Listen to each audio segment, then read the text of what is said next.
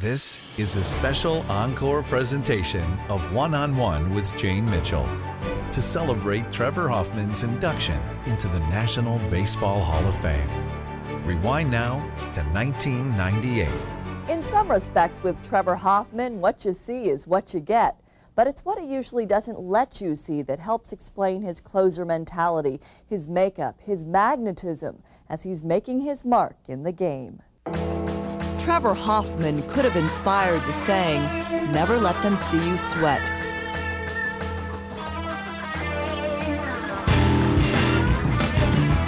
With the game on the line, his game face is on. Sober, stoic, even as his adrenaline is pumping. So high, so high. I mean, your heart's pumping, and you're tight. You're trying to calm down, and you know the lineup. You know the three guys you're gonna face when you go in there.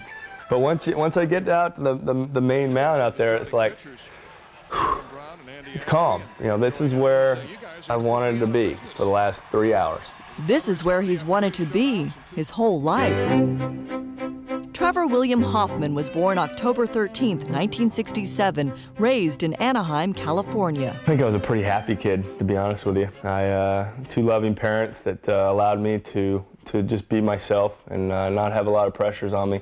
And two older brothers he craved to be with, wanted to be like. To one day beat them at something. And you know, I'm doing this at 5 years old, 6 years old, and all they're worried about was eliminating me from their ping pong game or the wiffle ball game. He wouldn't go off and play with his buddies. He wanted to stick around. So we'd have all these type of, rules to get rid of him. Baseball, okay, you can hit until you strike out. 1, 2, 3, gone. Okay, next guy up. Stuff like that. The competitive nature, I think, comes just from being three boys and growing up together and fighting over what's on the table to eat or what card game we're going to play. At just 6 weeks old, Trevor had a defective kidney removed, restricting him from contact sports, but not much else.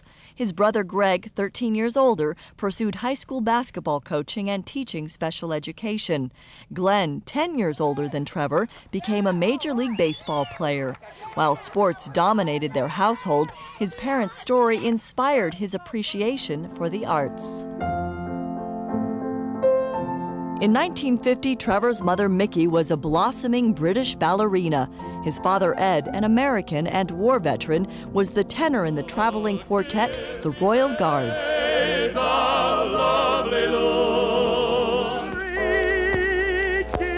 He had a fabulous voice.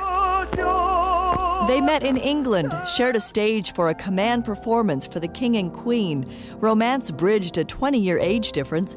They were married 43 years before Ed Hoffman died of cancer in 1995. I think of him every day, and it's been extremely tough having gone through some of these things that I know he would have loved and would love to experience. I don't think I ever heard him have a crossword with his boys. I took on the tough role, and their dad was always the soft spot. And he credits both for their influences on him, his mother's athleticism, his father's professionalism. He had that aura about him. He'd play the crowd. He'd build up the scene, and that has a little bit to do with what we do when the stage is on us. Ed Hoffman's second career took him to the post office so he could be home with his family. But the entertainer in him sang the national anthem through the years at his son's Little League and Major League games as an Angels singing usher. It wasn't just that he was singing his country's national anthem, and it was awesome to watch him do it.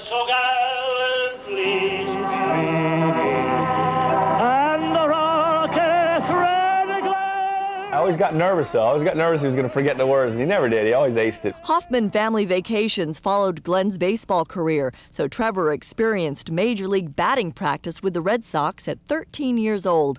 He knew this is where he wanted to be. As an infielder at Savannah High School, he had a good arm but couldn't hit for power because he was small and skinny. Coach Mike Quigley recalls what Trevor lacked in size, he made up for in determination. He just dedicated hours after practice. He would ask us to hit ground balls, just to him, alone. He just wanted to be better and better all the time. That mystique I had to live up to, going to the same high school as my brothers and playing the same sports that they did. Baseball and basketball. Coming through at 5'2", 110 10 pounds. You better be real good, otherwise you're going to take a back seat. And I was just kind of an average Joe in high school. There's no doubt about it. Then he grew.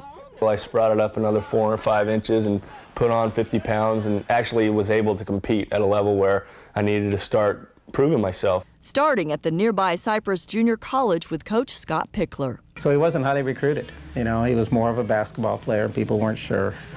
We saw something there that we thought was special. He hit 300 for us. He was all league for us. He went to Arizona as a shortstop. Trevor's second proving ground, 2 years at the University of Arizona with Coach Jerry Kindle. A respectful guy, courteous, and a fierce competitor. But the pitching coach pleaded to use Trevor's cannon of an arm to pitch.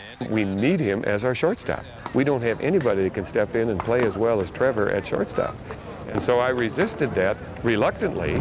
Shortstop Trevor Hoffman. Cincinnati drafted him out of college with what would be prophetic words on the draft sheet: shortstop/pitcher. As an all-pack college shortstop, he was a good batter with an aluminum bat. They took that aluminum bat out of my hand, stuck the wood bat in, and it was like, oh my gosh, it's a whole new ball game. My swing wasn't adapted, didn't adapt real well to that style of play. He struggled in rookie ball, then in single-A Charleston. I never realized what Glenn had gone through to make it to the big league level. I thought it was just, no big deal. Cincinnati didn't want Trevor as a shortstop, but before releasing him, offered to see what he could do on the mound. He hadn't pitched since Little League because of his father's fear of ruining a young arm. So the last 2 months of the season, Trevor learned mechanics. No breaking balls, no change-ups, just throw strikes. And they liked what they saw, and they invited me back. Now it was up to Trevor. At 23 years old, an age when a player's usually locked into his position, shifting gears was a big decision. I said, I'm doing it. There's no way I'm not gonna give it a shot. Work ethic was outstanding. The kid that had the game in perspective. He would come and park his little Toyota right behind the bleachers behind us and run in the outfield and throw in the pin. Spring of '91, back in the minors, pitching. I had no clue what to expect. As a starter, then a reliever. Sooner or later, that opportunity came where, I was going to get a chance to close some ball games out for him, and I took a stranglehold of that role, and I wasn't going to give it up. And things were a rocket ship from that point forward. While Trevor Hoffman was moving up the ranks in the Cincinnati minor league system, the Reds chose not to protect him during the 1992 expansion draft, so he was up for grabs for the new teams, Colorado and Florida.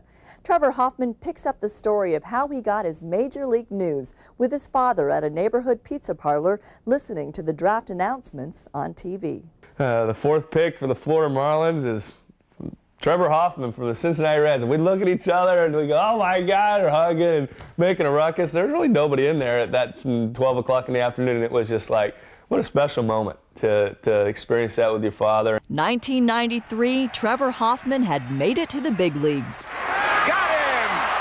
And people recognize you and know who you are, and I'm going, this is great. Mid-season, Florida trades him to San Diego. Bummed, thoroughly bummed. The fans in San Diego and weren't real open arms to a young kid coming in who's been unproven, especially when a Gary Sheffield's going the other way and they see what's happening in their club. The rookie gave up 3 runs his first appearance, but in '94 and '95 came of age as a pitcher with 20, then 31 saves. And in 1996? You had guys like Finley and Caminiti who were having career years, and a guy named Hoffman was doing his part too. Got him with a changeup. You can't believe the variety of pitches that Trevor Hoffman has come up with. Saving 42 games, none as important as the one September 29th against the Dodgers. That's it. Curtis strikes out, and the San Diego Padres are the champs of the NL West. It's rings, it's dogpiling, it's pouring champagne on each other. It's anybody cares about. A sweet memory the team wouldn't repeat in '97, although Trevor finished second in the league for saves. As for 1998... Struck him out, and that's the ball game. Trevor Hoffman is on fire, setting club records and tying the major league record for 41 consecutive saves. Confident and composed, he's no doubt matured since his minor league days of trying to project an image by eating bugs. I guess that's what I kind of thought the role entailed, was to be this loose cannon or this wacko guy that people fear because he eats bugs or he does stupid things. This mystique that you have to develop really doesn't mean squat, because people are going to get to know you, and the only way you're gonna challenge people is with your stuff. His stuff is an arsenal of pitches. Boy, did you see the action on that pitch? Pitches that move all over the plate,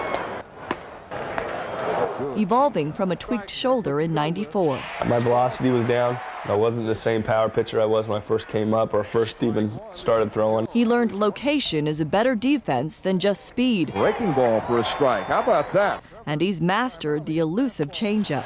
Changeup swung on and missed. 1-2. Beyond his arm and his intellect, he is methodical, disciplined, even a little superstitious. I pick a hat in spring training, and I run with it. It's the only one I use throughout the season. That hat shows and signifies that you've grinded it out for 8 months. He grinds it out every day. Being in good shape, it takes, an effort. He arrives early to run. I do that just to kind of clear my mind from what I've been doing earlier in the day. I do some sit-ups and do some arm weights and get ready for batting practice. He doesn't hit or shag much, doesn't want to get hurt. At the start of the game, he's in the bullpen. It's usually pretty lighthearted. Once the middle of the fifth comes, I take off. He walks under the stands, through the underground tunnel to the clubhouse. You can't just, all of a sudden, for me anyway, just turn a light switch on and go, okay, I'm locked in. It's something that takes maybe 30 minutes to, my quiet time. So I kind of escape from it. And I'm by myself in the locker room, and I shine my shoes and get ready for the ball game. And run in, take a shower, and let some hot water roll on my shoulders so it kind of loosens up. I just feel clean, I'm ready to go. From there, I get dressed and I go in the training room and I go through kind of what, the starters go through. I'm not talking with anybody. We know exactly what we're doing. We don't have to communicate, and we have the TVs up. So I'm constantly in touch with the game. Once he comes back out, towards the bottom of the eighth, he's a totally different person. He's, totally focused. I start watching the game, and I can see situations starting to develop. He's our guy. If the game's on the line, if there's a safe situation out there, when that phone rings in the ninth inning, everybody in the bullpen knows it's Trevor. The phone rings, Toffee, you're up. I usually will take time then to tighten up my shoes tight. He warms up on the bullpen mound, picks up the rosin bag. To get a little bit of tack going, so I can feel a little better with my curveball, and my changeup feels comfortable in my hand. And that's just another inside of the little routine that just kind of right before you're going in the fire. This is what's the last stage, the last step before I feel like I'm ready to go. What's that like? The walk to the mound? I don't think there's a better feeling in this game. To turn and go from the bullpen mound and start jogging towards the mound, it's like going in, it gotta be something like a prize fighter, like a heavyweight champion going in the ring. It's that type of mental game within yourself. Now pitching for the Padres, number 51, Trevor Hoffman. You got 50,000 people or 40,000 people either for you or against you. And they're screaming and yelling, so it doesn't matter where you're at. You can make everybody seem like they're for you with what they're yelling. But then it's time to go, and it's like, let's rock for 3 outs. Let's go. Do you think people just have come to expect and maybe even take it for granted that when Trevor Hoffman comes in, he's going to save the game? Maybe, but I think that's a credit to doing my job. In my head, there's nothing being taken for granted. There's no way that I walk into a ball game and go, I got these turkeys right where I want them. You'd never know it. He never reveals if he's having a good day or a bad day. Once I see him get on that mound, I know I better, crank it up and be ready to hit. For the past 6 years, I've not had any, I don't think I've gotten any hits off him. That's the ball game. After the game's victory walk on the field, Trevor sits in the dugout, his body still shaking. It's my quick little way of let's analyze what just went on. Let's think about what you did out there. And then once that's over with, I'm usually waiting for Book and Stump to come give me a little bit of their love, and then we go in the dugout and it's all over with, and we get ready for the next day. What do you learn more from or carry around with you more, when you save a game or don't? Good question. I think you have to learn or take something from both. When you're going good and you've saved a lot of ball games, there's a good opportunity for you to get real high and big-headed and, you know, I'm going good and this and that. And the moment you do that, this game's going to slam you. It's going to slam you to the floor as hard as it can. There it goes. Alou has tied the game and cost Trevor Hoffman a chance to set a major league record. You can't slam yourself even harder than the game has because you got to pick yourself up. You got to have enough self-confidence that your stuff is good enough and that you can get them out, and you're going to get them out the next time you go out there.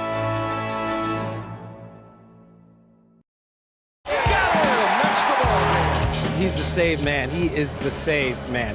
He's a good soldier. There's a lot on that man's shoulders, and he better do his job. I think he's the difference between winning and losing. Trevor Hoffman's not just captivating fans in San Diego.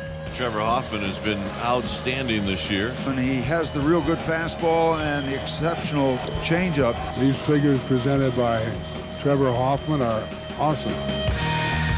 All around baseball, people are talking about Trevor Hoffman. Who wouldn't want people to know who the heck you are when you're playing a game that's as well known as it is?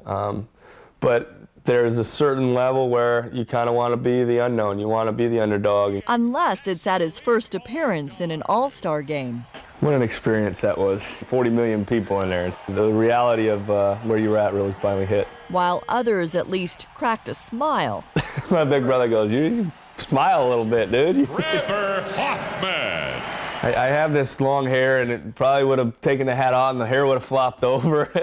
I took gum out there. My mom always says, don't chew gum when you're on TV, and so I had gum in my left hand, so I wouldn't have been able to flip the hair back, and I'm just going to tip my cap and go back in line. In the stands, his wife Tracy and their sons, Brody and Quinn. He's worked so hard to get there, and I just looked at him and I said, I am so proud of you.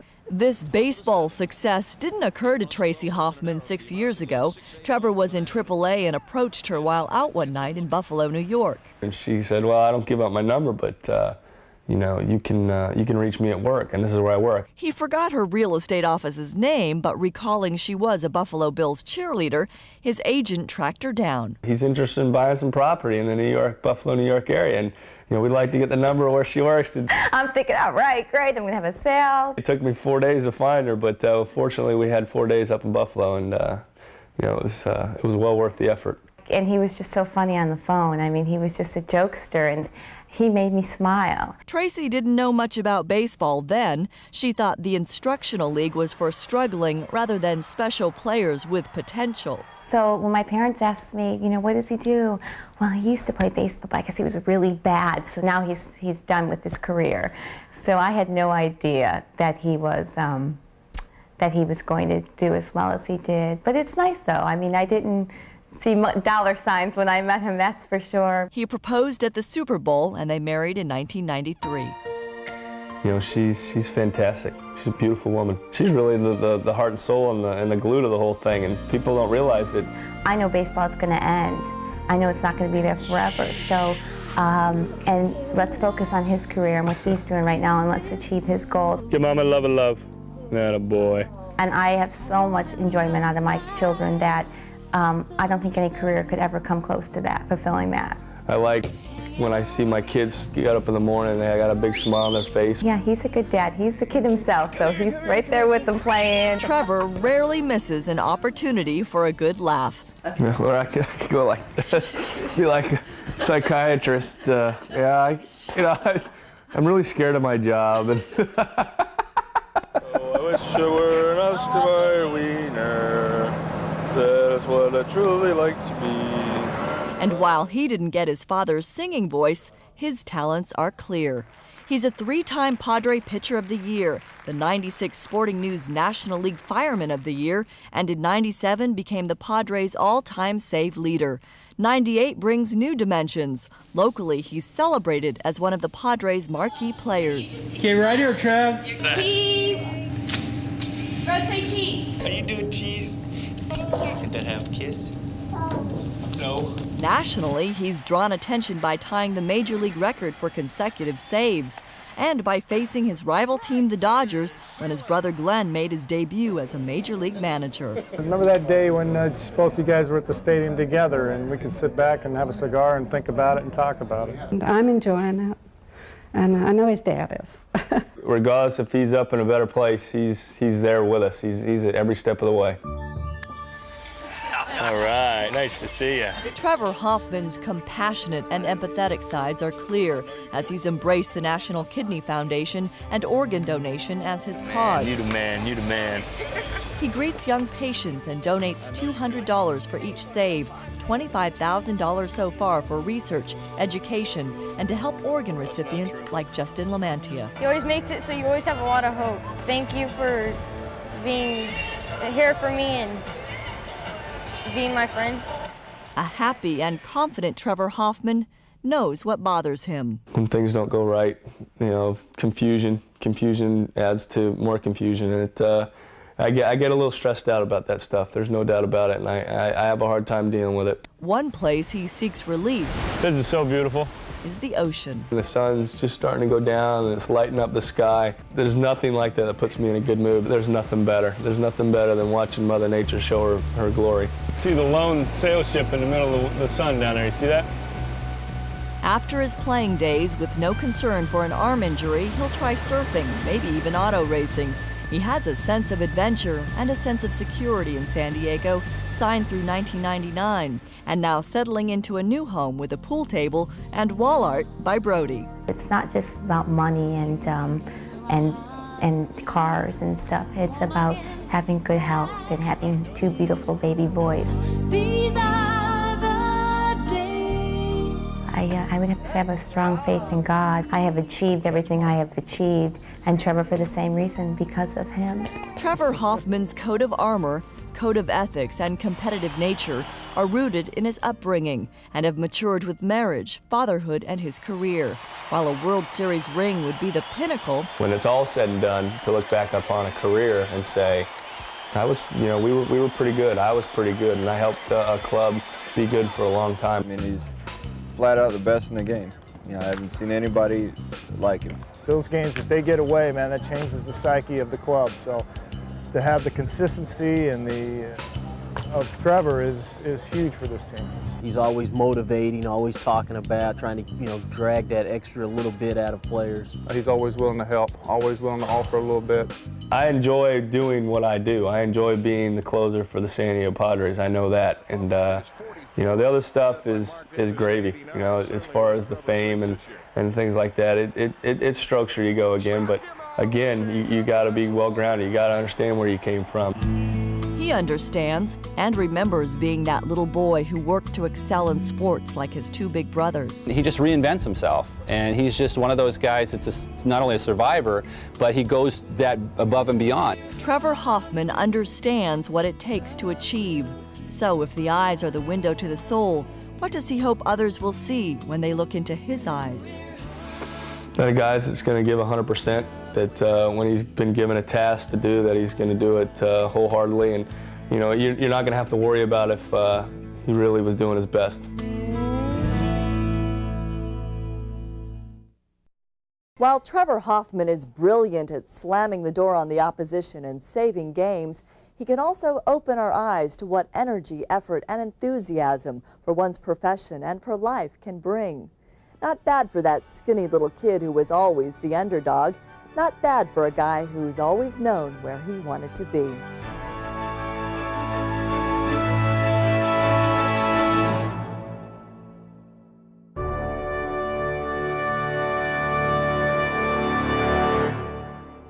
This special presentation of One-on-One with Jane Mitchell was brought to you in part by Cox Communications and made possible by a generous grant from Becky Morse.